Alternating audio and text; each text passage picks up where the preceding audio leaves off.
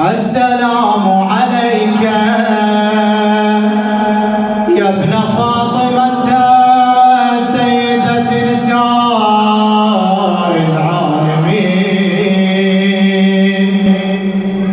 السلام عليك يا ثار الله ونثاره والوتر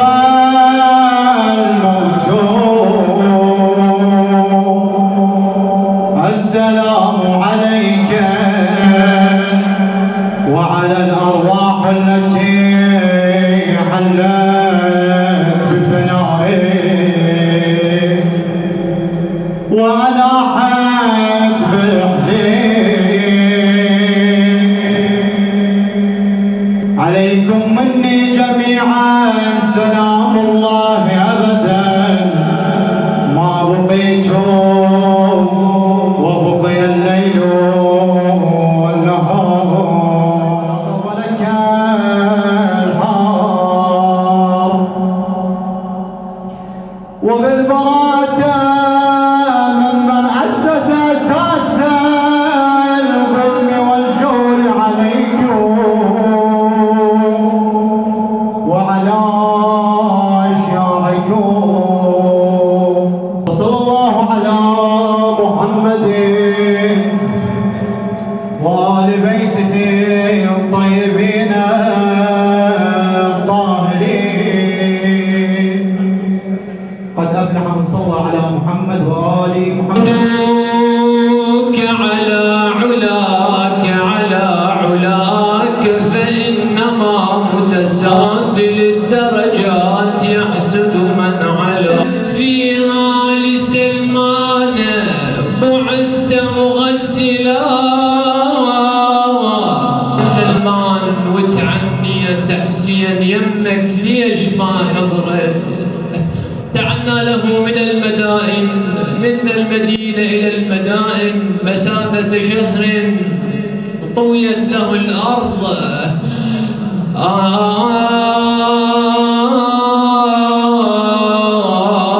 وبليلة نحو المدائن قاصدين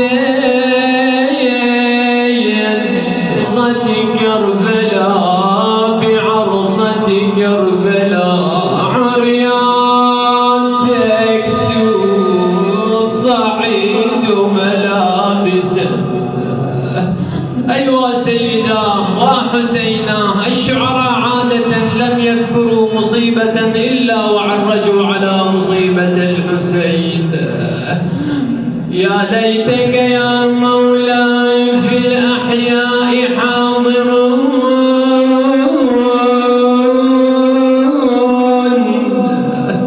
وحسين مطروح بعرصة كربلاء عريان تكسو الصعيد ملابسه أفدين مسلوب العمامة مسربلا ولصدري بطل الخيول ولطالما جبريل كان به موكلا. لا حول ولا قوة إلا بالله العلي العظيم. إنا لله وإنا إليه راجعون. سيعلم الذين ظلموا أي منقلب ينقلبون والعاقبة للمتقين. أمير المؤمنين سلام الله عليه في هذه العبارة التي تلوتها على مسامعكم افتتح بها بعض خطبه. قال: أول الدين معرفته، بمعنى أن الإنسان إذا أراد أن يكون متدينا ما الذي ينبغي أن يتعرف عليه أولا؟ ما هو المطلوب منه أولا أن يتعرف عليه؟ أمير المؤمنين يقول: أول الدين معرفته، يعني معرفة الله تبارك وتعالى. معرفة الله عز وجل كيف تكون؟ هناك طرق كثيرة لمعرفة الله تبارك وتعالى. أولا الإنسان لابد أن يؤمن بوجوده، وهذا ضروري، يؤمن بوجود الله تبارك وتعالى. والطرق إلى الله عز وجل كما في الأخبار بعدد أنفاس الخلائق لا تعد ولا تحصى، ما من شيء إلا ولله فيه آية تدل عليه. ولكن هناك العلماء يذكرون طرق متعددة، منها مثلا دليل النظام. دليل النظام هذا شنو؟ دليل النظام يقولون إننا نرى في هذه الحياة الدنيا، نرى أن هناك كون منظم مرتب مترابط منسجم ملائم أيما تلاؤم لطبيعة الإنسان لفطرة الإنسان، وهو الذي أتقن كل شيء الله تبارك وتعالى، ثم بعد ذلك خلق الإنسان وأعطاه القدرة على التمييز. فينبغي للإنسان أن يتأمل في هذا النظام لأجل أن ينتقل إلى وجود منظم لهذا الكون، لهذا الوجود.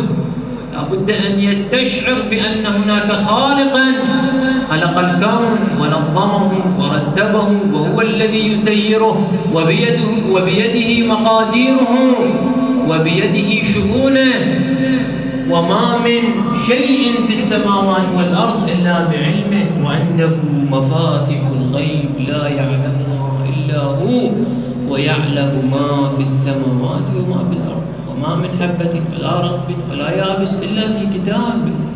فلا بد للإنسان أن يفعل جانب التأمل في خلق الله عز وجل، ويتفكرون في خلق السماوات والأرض. ربنا ما خلقت هذا باطلا سبحانك فقنا عذاب النار. هذا سؤال عن الله. وأين أنا هنا وين في الدنيا؟ شنو مطلوب من عندي؟ شنو تكليفي؟ ما المراد من عندي؟ لذلك الله عز وجل تكفل ببعث 124,000 نبي مع أوصيائهم لأجل أن يبلغوا مرادات الله، وختمهم بمحمد وآل محمد. صل على محمد وآل محمد. هؤلاء الآن واحد مسلم شيعي غير شيعي مسلم يريد أن يتطور في العلم في اختصاصه، الطب يريد يخترع لنا الآن نظريات في الطب حتى الغرب مثلا لم يتوصل إليها.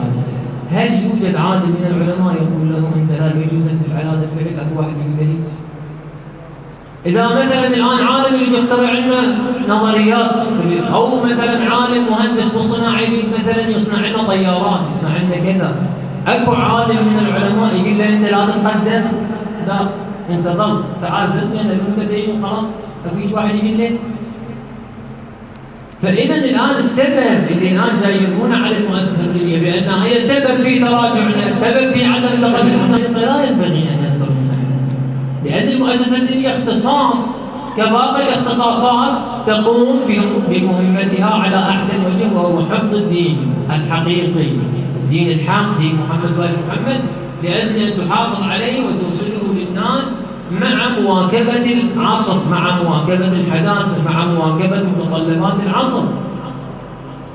فأنت لا ينبغي لك أن تأتي إلى المتدين وتقول له تعال الناس وصلت القمر، لا صار عندنا طيارة، لا صار كذا، لا صار عندنا علماء طب. المتدين له هذا مو شغلك، أنت الطبيب روح اقترح. أنت مثلا أبو الصناعة روح اصنع طيارات وتوصل بها للقمر وعلى عيني وعلى راسي. لا يوجد من يقول لك بأن هذا ليس صحيح. شباب للأسف وهو لا يجيد الصلاة، وهذا من الأمور بالحقيقة التي يؤسف عليها، بأنه ينتمي لجعفر بن محمد الصادق وينتمي لأمير المؤمنين لعلي بن أبي طالب، وهو إلى الآن لا يجيد صلاته ولا يعرف وضوءه، ولا يعرف بأن مثلا غسل الجنابة تتوقف عليه كثير من الأمور، منها أنه يحرم دخول المساجد على المجرم. وهناك كثير للأسف من الشباب اللي أنا واجهتهم ما يعرفون كيفية غسل الجنابة، يعني يعتقد أن كيفيته كباقي. على كل حال ينبغي للإنسان أن يتعلم هذه الأمور الضرورية. وفي الرواية عن مولانا الصادق مضمونها: ليت الصوت على رؤوس أصحابي حتى يتفقهوا في الدين. صوت يقول الإمام أنا حتى أضربهم لأجل أن يتفقهوا في الدين، فإن التفقه في الدين هو تمام البصيرة عن مولانا الكاظم سلام الله عليه، بأن الذي يتفقه في دينه راح يصير على بصيرة ويعرف أمور دينه، والفقه يدخل في كل المجالات بالحقيقة. فكل واحد ضمن اختصاصه مثل كذا لابد أن يتعلم ما ينبغي تعلمه في هذه الحياة. أمير المؤمنين قالوا له: ما صفات ذلك الرجل الذي كان يأتي؟ طبعا الإمام ما كان يقول له أنا منه، ما كان يقول له أنا علي بن أبي طالب، كان يجيب له متاعه ويذهب. فلذلك الحسن والحسين يسألون عن صفات ذلك الرجل. قال لهم: كان إذا يسبح معه كل شيء، فهم عرفوا بأن ذلك أمير المؤمنين عليه السلام. عاد هنا ذكرهم بوالدهم، رجعوا مهمومين محزونين. عاد زينب هناك بالدار الليلة تفقد أبوها، ليلي علي يفطر معاهم، موجود معاهم. الآن وجود الأب في البيت له ما له، فكون دمعه. بعد تخاطب شيال النعش تقول له: شيال النعش لا تعجل ابتفنا، القبر خلت وسد بحضنه البشر شنو حياته إذا ما بيعود ابتدم بيها الفقير. أول جنازة أمير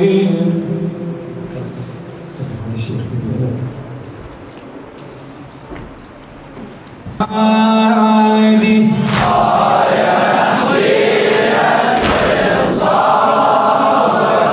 زينبتي وين وتنادي نشيدك هذا. وياها يلا وي زينب، لا تخجل لا تستحي لا تستنكف، سنين كبير الكل يحكي. الزهراء حاضرة المجلس ان شاء الله، في دوالك يلا. زينبتي وين وتنادي، ايش نادت؟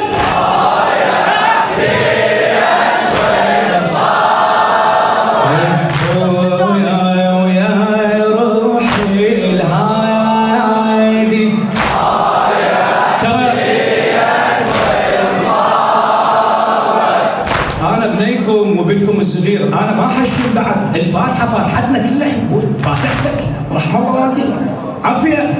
زينبتي ويتهاي حاشاك لليوم الوعد، يوم الحشر تلسانه.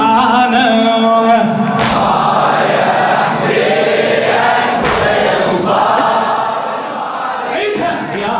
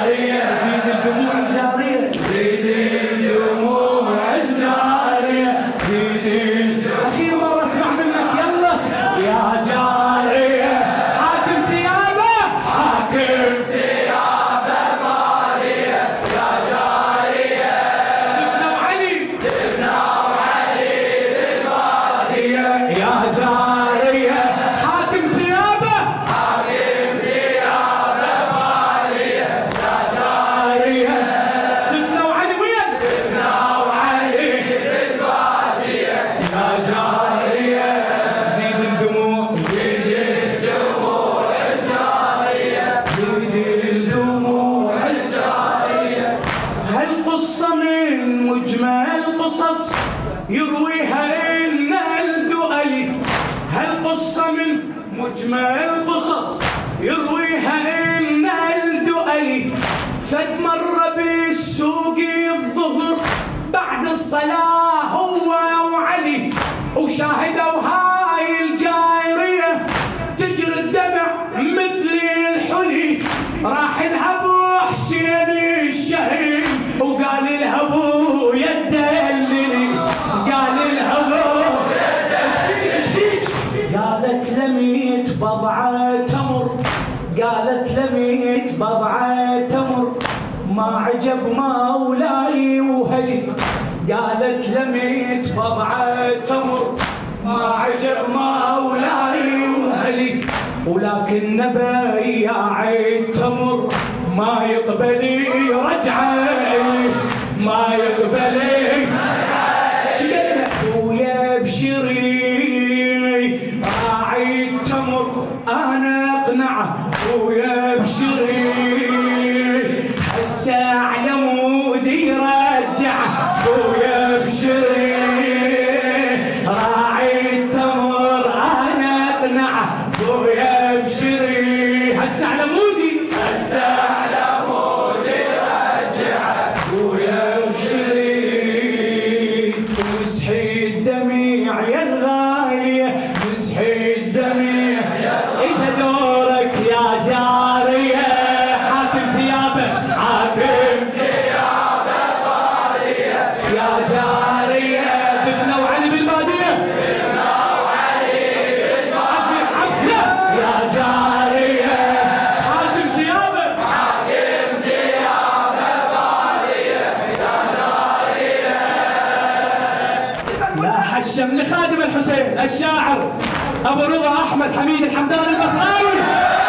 لاح الشميع لي حاشيه، لاح الشميع لي حاشيه، بس قال لي يا وليدي التعف رد الثمن للجاريه، وبتمرك من الله العوض، وبتمرك من الله.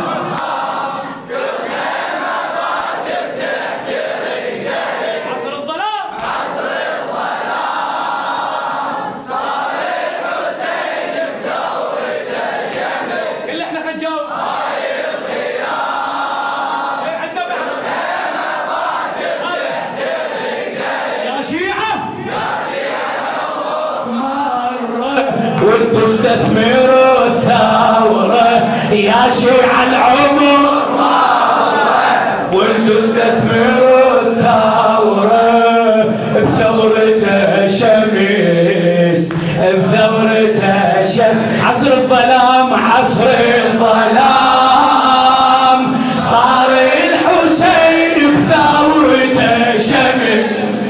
هاي الخيام ونه كل خيمة باكر تحترق.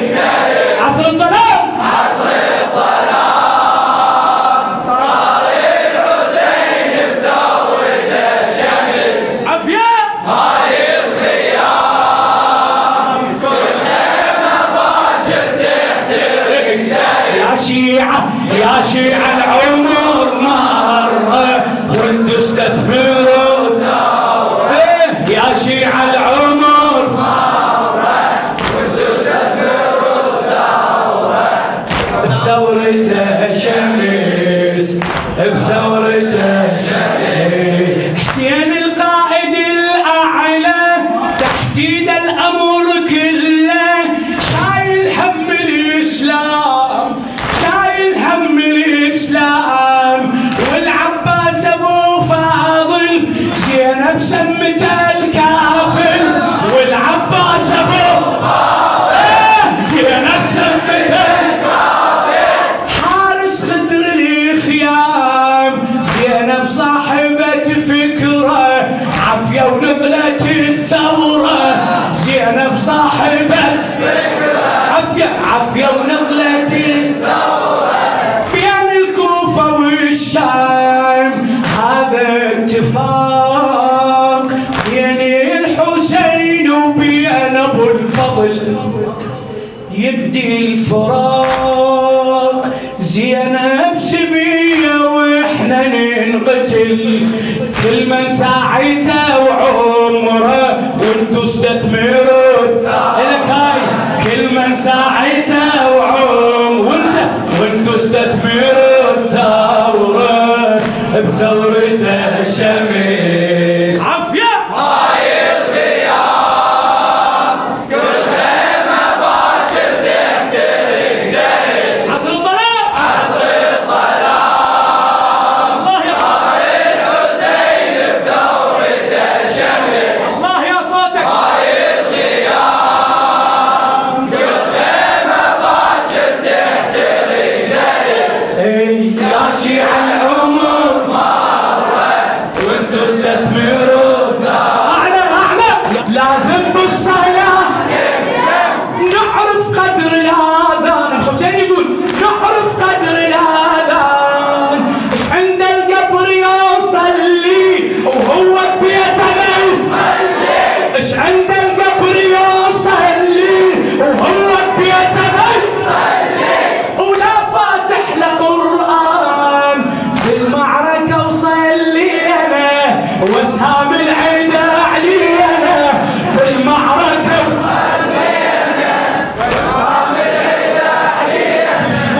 ما شمتنا شيطان على الرماد زينب أسيرة وأدت الفرض زين العباد صلى صلاة وصارع المرض كل عابد أخذ أجره وانتو استثمروا الثورة كل عابد أخذ أجره وانتو استثمروا بثورة شنو؟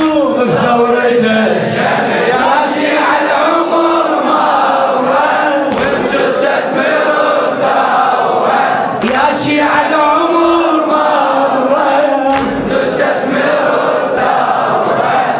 بثورة الشمس بثورة الشمس آخر درس نتعلم من معركة سيف ودم شفنا انتصر مظلوم لا تستسلم الظالم وقف واسأل الحاكم كل حق محروم كل حق محروم الحاكم يخاف مني الحسين واسمك الزمن يعلى الهتاف كرسي الحكم قبلك بقى لمن لابد ينكسر ظهره وانتو استثمروا الثورة لابد ينكسر وانتو استثمروا الثورة ثورة الشمس ثورة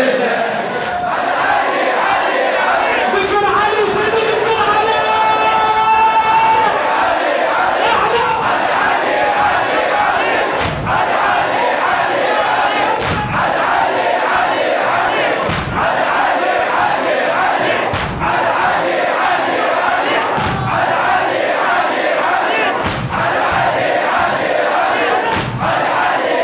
جنون الجنون علي علي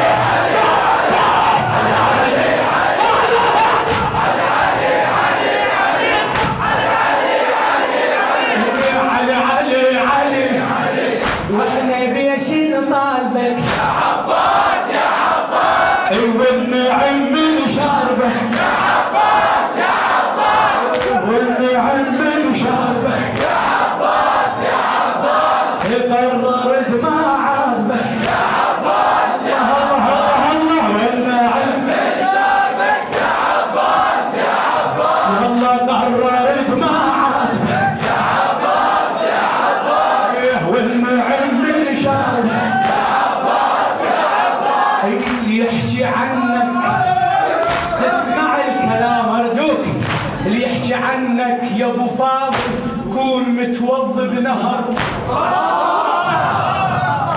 كون تعبان على خيه وشابع عليهم سهر كون ما منطب صديق ولا مسولف بالظهر صديق ولا مسولف بالظهر يكون ما منطق صديق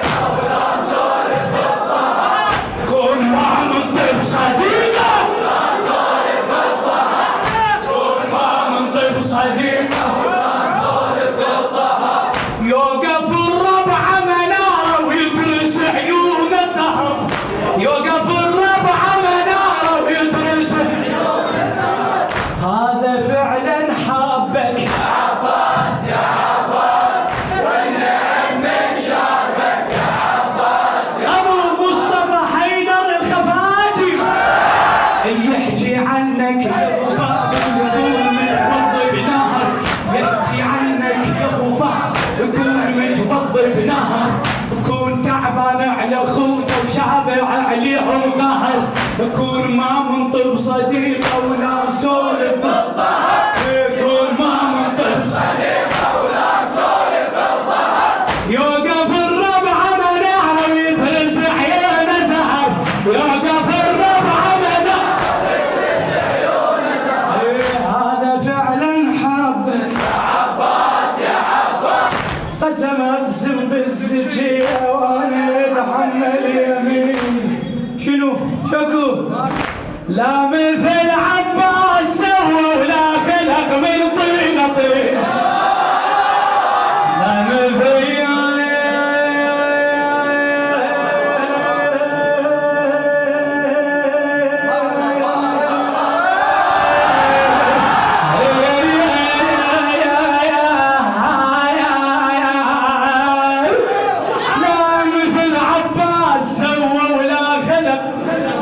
من طينه من طينه من طينه من طينه يلا يلا يلا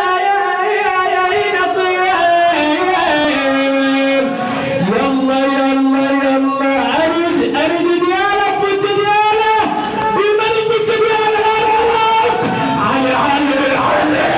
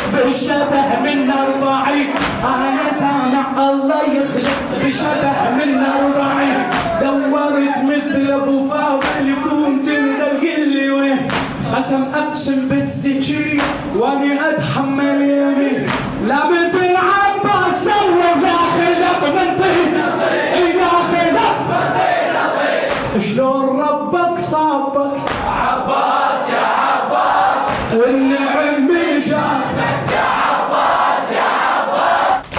دورت مثل ابو فاضل يكون تندل قل ويا قسم اقسم بالسكين وانا اتحمل يمين لا مثل عباس سوى ولا خلق من طين طين، لا مثل عباس سوى ولا خلق من طين طين، لا مثل عباس سوى ولا خلق من طين طين، لا مثل عباس سوى ولا خلق من طين طين، لا مثل عباس سوى ولا خلق من طين طين، والله لا مثل عباس سوى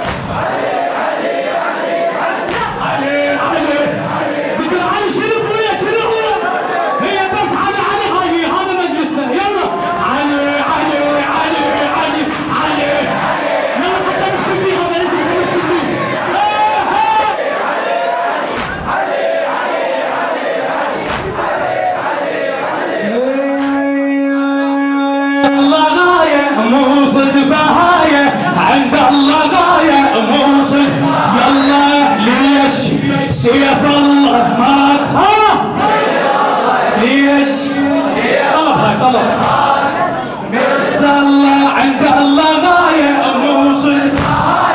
عند الله غاية مو صدفة. الكعبة طلقت جابتها حسد بنان ورصته. يا صيتي يا علي يا صيتي المولدك مطهر عرض احلف لي موتك بالفرض. امنيتي يا علي امنيتي يا علي الكعبة طلقت جابتها حسد بنان ورصته. يا صيتي يا علي المولدك مطهر عرض احلف لي موتك بالفرض. امنيتي يا علي موت راكع وافتخر موت ويطرت الفجر موت باكر تفتخر دق النثايا مو صدفة. دق النثايا مو صدفة. ليش سيف الله مات؟ ليش سيف الله مات؟ عند الله غاية مو صدفة هاية. عند الله غاية مو صدفة هاية. ما شافت خيال السلم بشرده من حجر حلم بيامه منها وبدا ورسم الخطط والباطل على الحق شخط بقيامه.